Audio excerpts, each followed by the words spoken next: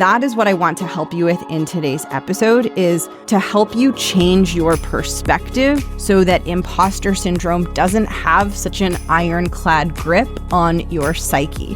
When you see yourself as capable and competent and you see that you have value to bring, it is that confidence that helps you execute better. You need to let go of the desire to have super well-rounded expertise, and instead, you need to cultivate the courage and the belief that you can deliver things and get things across the finish line with the exact level of expertise you have. Welcome to the Art of Speaking Up, a podcast that helps professional women access the limitless potential that lies within them. I'm your host, Jessica Guzik. And my mission is to help you find that spark inside you that has the power to transform your career in ways you may not have thought possible. I'm so excited that you're here. And now, on to the show.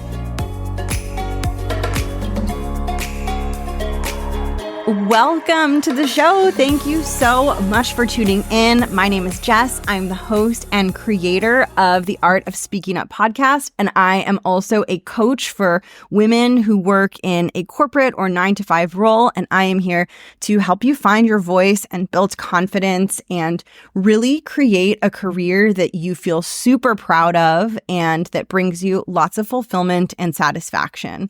I was able to create a corporate career that I loved. I was able to climb the ladder, which was something that I really wanted to do. That success was really important to me, but I struggled a lot and I stumbled a lot along the way. And I had to do a ton of work to believe in myself and to build the confidence to really make that happen and to elevate into leadership positions. And I started this show because I felt like we need more real conversations about the struggles and the fears and the internal obstacles that we face as women in our corporate careers. And my hope is that by having these more transparent conversations and by talking about some of the difficult things that you might be experiencing, you start to see that it's totally normal, nothing is wrong with you, and most importantly, you have what it takes and you have the raw capability and the raw talent that you need to be successful in your career. So I mentioned I had a corporate career. I no longer do that. I transitioned out of that to take this podcast full time and become a coach. So that is what I do now. And I am so excited about today's episode because I'm talking about imposter syndrome and I'm sharing a perspective that I hope will make you feel liberated and free. Because I've experienced imposter syndrome a lot in my corporate career. And it felt a lot like being trapped. Like it felt like being jailed. Like it felt like, well, I'm not good at these things. And so I'm trapped and I'm stuck. And even the way that I was going about trying to solve it was contributing to the problem. And it wasn't until I changed my entire perspective on what it means to be effective in your role that I finally felt that grip of imposter syndrome start to loosen. And I finally felt more flexible, autonomous, more powerful, more free. And that is what I want to help you with in today's episode, is to help you change your perspective so that imposter syndrome doesn't have such an ironclad grip on your psyche. Because as the grip of imposter syndrome loosens, you will feel more confident about yourself, you will execute more powerfully, you will take more risks, you will show up bigger, you will achieve bigger things. So I want to help you make that happen as quickly as possible so you can make the full impact that you are capable of making in your role. I'm very excited to dive in. Before I go deeper, I'm sharing a brief announcement, super time sensitive, that next week, actually this week, November 1st through November 7th is early enrollment for my group program, The Art of Speaking Up Academy. And you must be on the waitlist to receive an invitation to early enrollment. The place to add yourself to the waitlist is jessguzikcoaching.com/academy. If you do so, anytime between November 1st and November 7th, you will receive an invitation to apply for early enrollment, which ensures that you will get a spot in the next cohort and that you will be eligible for 2 early enrollment bonuses that I am offering exclusive to those on the waitlist. If you want to find out what those bonuses are, listen to the Academy update episode that I published just before this one to find out what the bonuses are. And if you are ready to go deeper into your process of building confidence, finding your voice, learning to communicate in a way that's concise and compelling and persuasive and shows people that you know what you're doing and that you are ready to lead. If you are ready to make that happen, I invite you to add yourself to the waitlist and come join me in the next round of the Art of Speaking Up Academy by heading to jessguzikcoaching.com/academy. I hope to see you on the other side. Super excited to potentially meet you inside the program. And now let's talk a little bit more about imposter syndrome. So here's what I'll share to start with. I want to start by talking about how many people typically try to solve imposter syndrome and why that potential solve doesn't work. This was also an approach that I took. We don't even realize we're doing it. It's not like we consciously decide. It's just sort of the direction that we find ourselves pulled in. So I'm going to share with you the direction that I see many people finding themselves pulled in, myself included, when they're struggling with imposter syndrome. And then I'm going to share a little story, a little visual analogy to help you understand why that direction doesn't work and doesn't make sense and what you can do instead to help release the imposter syndrome, or at least release the grip of imposter syndrome. It might not ever go away completely, but we want to release like that tight grip that it has on you. And we want it to stop preventing you from showing up with all of the gifts and talents that you possess. So I will share with you my thoughts on how to do that. And my thoughts on how to do it are tested. They're tested through my own career. I built a very successful corporate career. I was not super perfect. There were areas that I wasn't as good at. There were areas where I was weaker. And I work with my clients. So many of my clients come into coaching with me, whether it's one-on-one coaching or whether it's group coaching in the Art of Speaking Up Academy, but they come into coaching with me thinking that they need to get really, really good at lots of different skills and underestimating the importance of changing their perspective around imposter syndrome before rushing to build lots and lots of new skills. Okay, so let me back up and talk about what I see happening when people experience imposter syndrome. So typically, the initial experience of imposter syndrome is an uneasy, kind of anxiety-inducing sensation or internal experience of, I'm not good enough for this role. I'm not meant for this role. I got this role by accident. I don't have enough skills. I'm not good at this. I'm not good at that. I'm missing this. I'm missing that. Typically, it's a feeling of having snuck in, right? Or like being an imposter, hence the phrase imposter syndrome. And often what happens when people experience it is their brain goes to all of the areas where they lack knowledge and lack competence. So their brain really starts to come up with like, oh, well, this topic I'm not super familiar with. And this other topic is one that I don't feel comfortable with. And I struggle with it when it comes up in my role.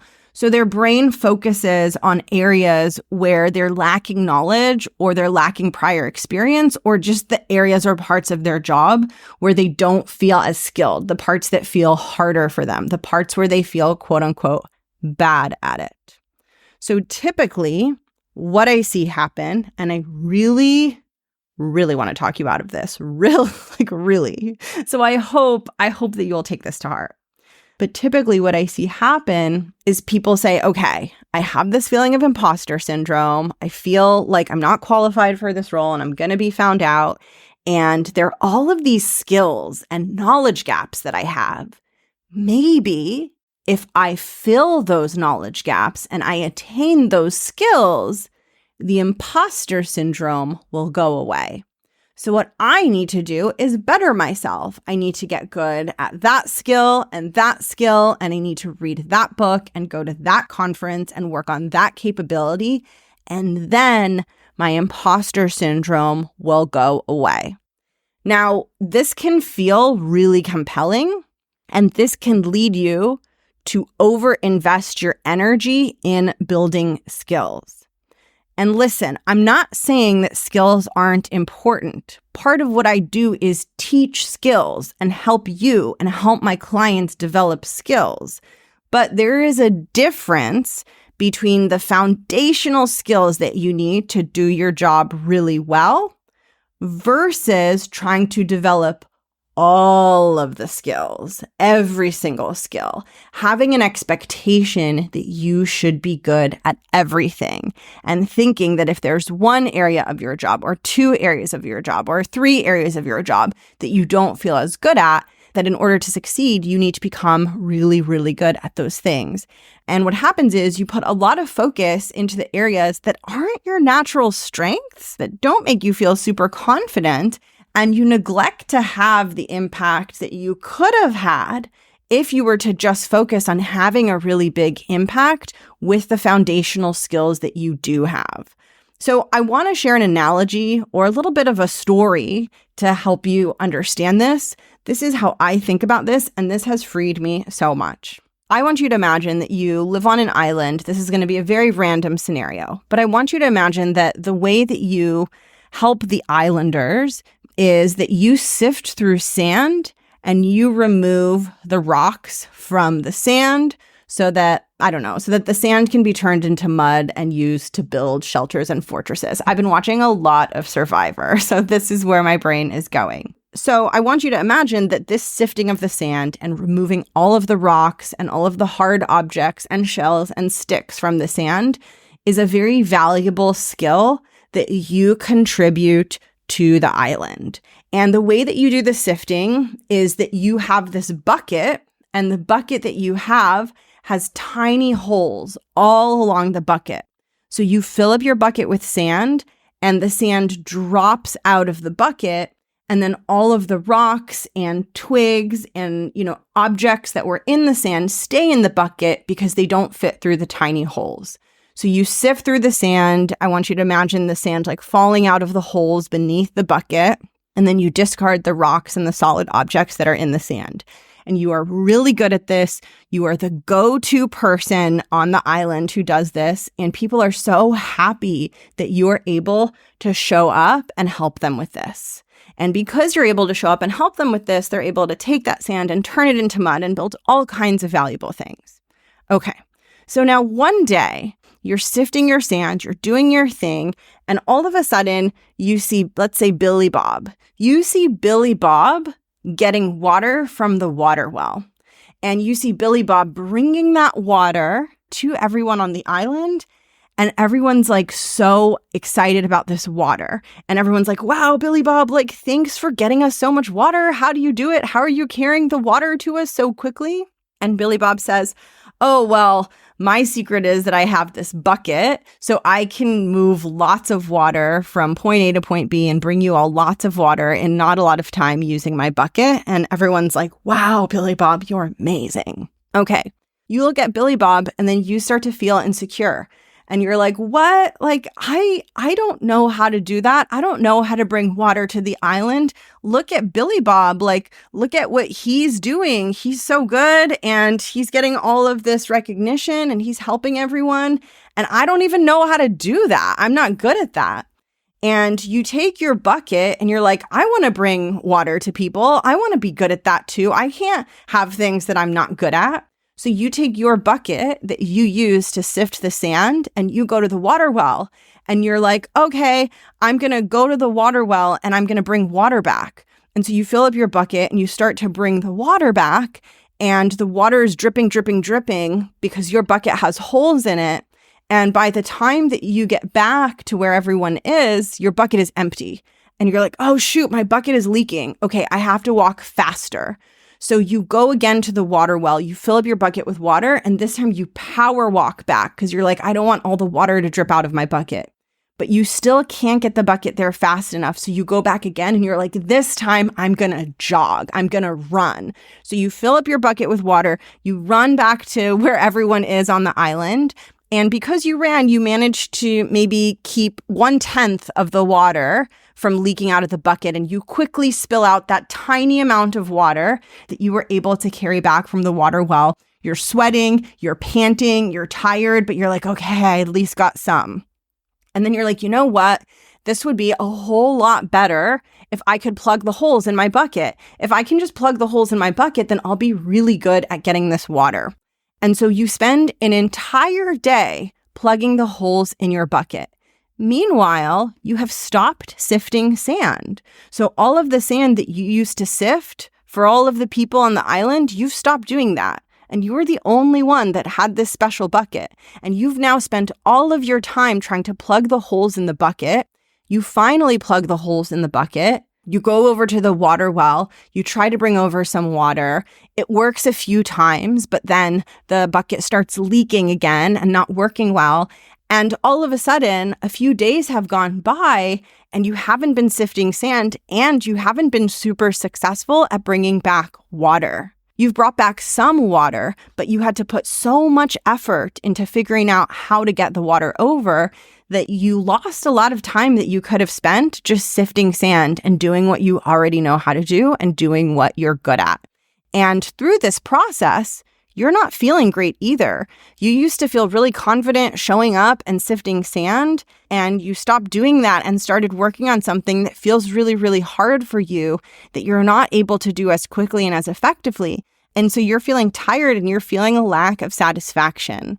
And this is how I think about what happens when people try to fix imposter syndrome by plugging all of the holes in their skills and knowledge gaps. What they're doing is they're trying to become good at everything at the cost of focusing on where their true competence is, what it is they really are good at.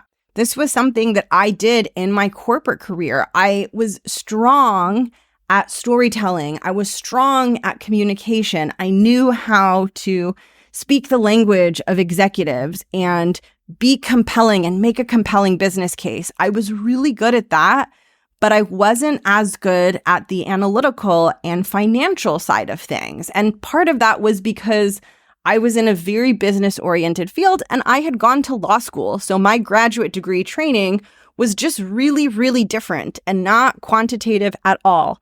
And I wasted so much time worrying about the fact that I was not the best person on the team to run the numbers, that I was not the best strategist to build an Excel model. I spent so much time thinking about that and worrying about that.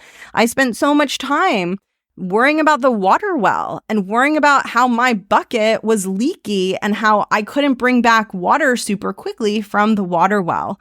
And it was only when I started to realize that I didn't need to be like Billy Bob and I didn't need to be bringing water to be really effective in my role that I actually started performing at a higher level. When we try to become good at everything, we spread our energy far too thin and we overlook one of the most important things, which is that we don't need to be good at every single thing and every single skill set in order to have an impact. And what I have found that is so much more empowering than trying to become good at things that don't feel like your natural gifts, that don't light you up, that you don't even enjoy doing. What I have found to be so much more empowering than being like, okay, I need to be able to do all of the tasks on the island is to say, I have what I'm good at. It's very useful. And I will figure out how to get where I'm going with what I have. In other words, I'm not going to compromise the professional growth that I want to accomplish. I'm not going to compromise the impact that I want to have in my role, but I'm also not going to run myself to the ground trying to be good at everything. I'm going to find a way to have the impact with what I have now. And if we go back to the island example, right? If you're there sifting the sand and you have dreams of one day being the leader of the entire island, you don't need to necessarily have the skill of going to the water well. You can just observe and be like, oh, water is super important. I'm not good at that. So that means that if I'm running the island, I need to make sure that there's someone who's really good at going to the water well and getting the water. That person's not going to be me. I'm probably going to lean on that person more because they have a competency and an ability that I don't have. And I'm going to be really thoughtful about setting myself up and my team up and my organization up to make sure that we can easily and smoothly get water from the water well, given that it's not an area where I have a ton of knowledge and it's not an area where I have a ton of expertise. And this is what good leaders do. They don't try to be good at everything. They don't try to understand everything. There's not enough time in the day. There's not enough energy to be good at everything and to understand everything. The name of the game is, how do I have the impact that I want to have with my current skills and knowledge base? How do I set myself up to cross the finish line? Or how do I set my team up to cross the finish line with what I already know how to do? I'm not going to spend days and days plugging my bucket so that I can get water. I'm going to find a much more effective way to make sure that we're getting the water that we need. It is not going to come from me. It is not going to come from my bucket. And that is not going to be a problem. I'm going to make sure that that's not a problem. That is such a more empowering way to look at things. And I don't want to make huge generalizations, but I want to share just an experience that I had in my corporate career where I noticed that when there was a skill that I wasn't as good at or something that I had never done before, I would have so much insecurity about it, so much drama about it. I would freak out about it so much. I would be the person on the island frantically trying to run and fix my bucket and get water with a leaky bucket. Like, that's who I would be. And I noticed so often my male colleagues didn't have that experience, at least what I saw. And again, this is a generalization, but they would go into a new project or take a new role and they would just casually be like, oh yeah, I don't know what I'm doing, or I'm doing all these new things that I've never done before, or I don't know how this is going to work. And they didn't see that as a bad thing. They just saw that as a normal thing because they didn't expect themselves to know how to do everything. And they had the confidence that they would just find a way to get it done without putting that excessive burden on them that they have to be good at everything. It's not realistic to try to be good at everything, and it's much more effective to focus on getting results with the skill set that you have. Now, of course, you want to make sure you have foundational skills in place, right? You want to be able to execute the foundational components of your job, but there are always going to be some things that come more naturally to you than others, and you don't necessarily need to dwell on the things that don't come as naturally to you. You just need to focus on delivering the result that you're being asked to deliver and learning to work around the things that feel hard for you. You don't have to be the person to become the expert in everything. And I find that with imposter syndrome, when we try to become the expert in everything, we end up slowing ourselves down. We think we're going to speed ourselves up by getting all these skills. That's why, we're doing it. It's oh, I'm missing these skills. I feel like an imposter. I should go get these skills. But just like in the example I shared, when someone who's really good at sifting sand tries to get water from the water well, they end up producing less. They end up being less valuable. And I have seen the same thing time and time again with my clients. And if you're anything like them, you have so many skills that you are really good at. You have gifts, you have talents, you have things that help you create real impact in your role. Actual results, actual impact, actual value for your team and your business. And your mind never gives you credit for those things and never focuses on those things and is constantly going to the places that are hard or the places that feel difficult for you at your own expense, because then you don't get to own those things and lean on those things and develop the confidence that comes from seeing yourself as capable and competent the way that you are. And when you see yourself as capable and competent and you see that you have value to bring, it is that confidence that helps you execute better. You don't become a better leader and you don't further your career by filling all the holes and frantically trying to get good at everything. You become more effective and you further your career by feeling confident, trusting in your own leadership and trusting in your ability to get things from point A to point B. And it is really hard to develop trust in your ability and trust in your leadership when you feel like you can only be effective if you know everything. It takes so much more confidence and so much more leadership to believe that you can be effective without knowing everything. It takes so much courage to say, I'm going to step into an unfamiliar project or an unfamiliar role or an unfamiliar situation, and I'm not going to try to be perfect at everything, but I believe that I'm still going to get it done. Those are the people having the biggest impact. It's not the people that are reading every book and going to every conference and learning every last tiny little thing.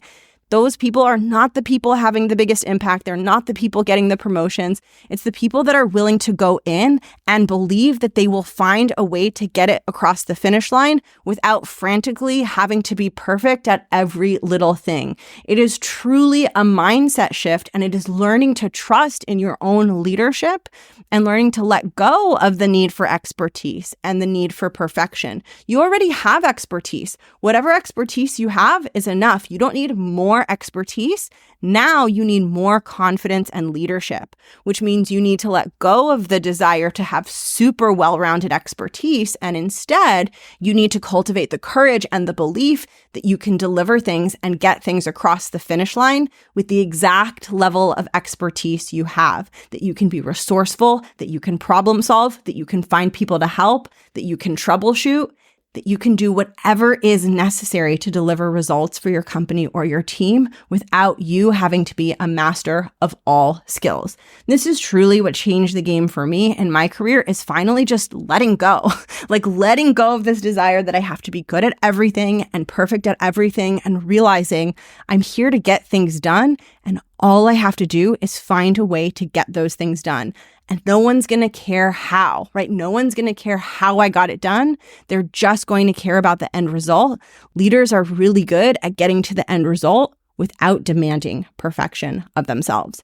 So I know I shared a lot with you, but I want to summarize this by letting you know that if you struggle with imposter syndrome, I want to encourage you to challenge one of the assumptions that underlies imposter syndrome. And that assumption is that in order for you to be effective at your job, you must have a comprehensive knowledge base and skill set. When that belief is in place, it fuels imposter syndrome. If you stop believing that a deep, comprehensive, I'm an expert in everything skill set is the answer to success in your career, then you being bad at things and having gaps stops being as big of a problem.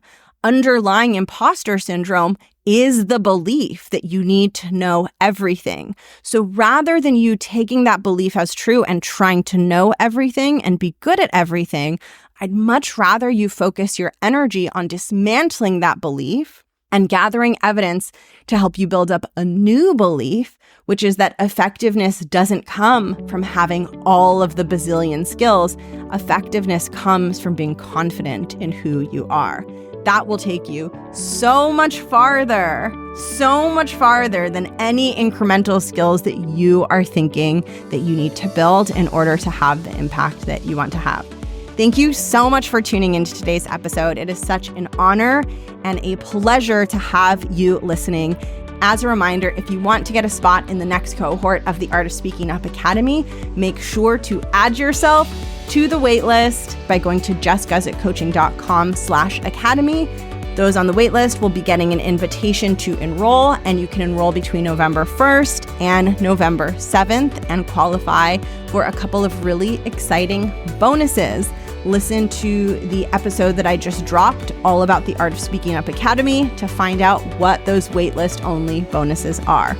I will drop the link in the show notes, jessguzikcoaching.com/academy. Thank you so much for being here, and I'll see you in the next episode. Bye.